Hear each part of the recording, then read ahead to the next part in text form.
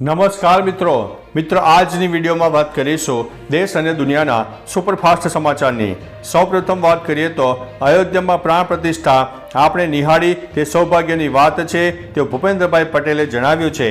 Baba Ramdev દેવસ્થાન trust હેઠળના બનનાર શ્રી સાંઈધામ સનાતન મંદિરના ખાતમુહૂર્ત કાર્યક્રમમાં સીએમ ભૂપેન્દ્રભાઈ પટેલે હાજરી આપી હતી।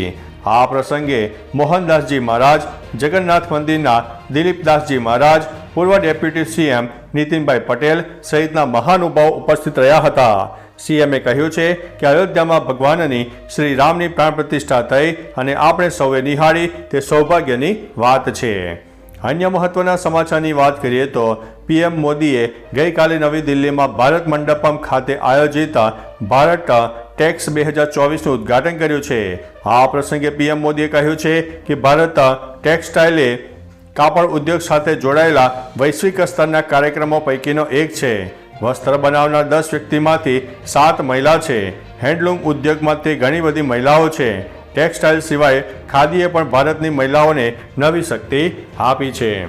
અન્ય મહત્વના સમાચારની વાત કરીએ તો પ્રોફેસરને એરપોર્ટથી લંડન પાછા મોકલવામાં આવ્યા છે।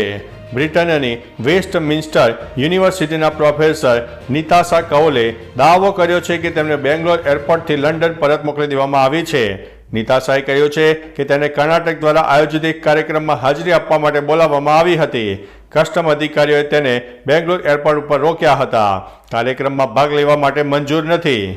કર્ણાટક ભાજપે તેને બ્રેક ઇન્ડિયા બ્રિગેડનો ભાગ પણ ગણાવ્યો હતો।